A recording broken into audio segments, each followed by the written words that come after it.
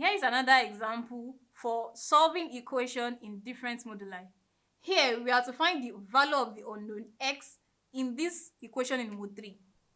Solution.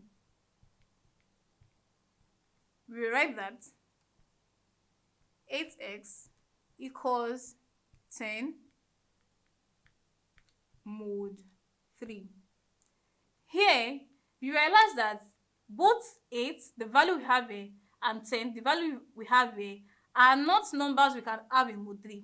So here we will convert both 8 and 10 to a number we can have in mod 3. And how do we do that? To convert 8 to a number in mod 3, we divide by 3 and take the remainder. Now when we divide 8 by 3, that gives us 2, remainder 2. So that is my 8x here, same thing as having 2x equals, same thing goes for 10, divide 10 by 3, that gives us 3, remainder 1. So since modular arithmetic is same as remainder is meant that is this 10 is equal to 1 in mod 3.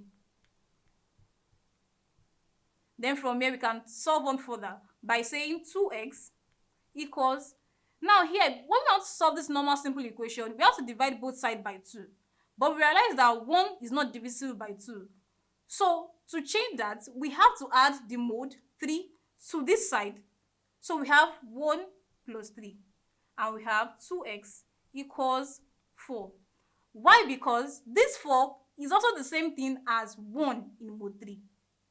When you divide 4 by 3, you have 1 remainder 1. So that means both 1 and 4 are still the same thing in mod 3. So from here, we can divide both sides by 2 since 4 is now divisible by 2 at this side. So 2 goes into 1, 2 goes into 1. We have x equals 2 goes into 1, 2 goes in 4, 2. 2 in mod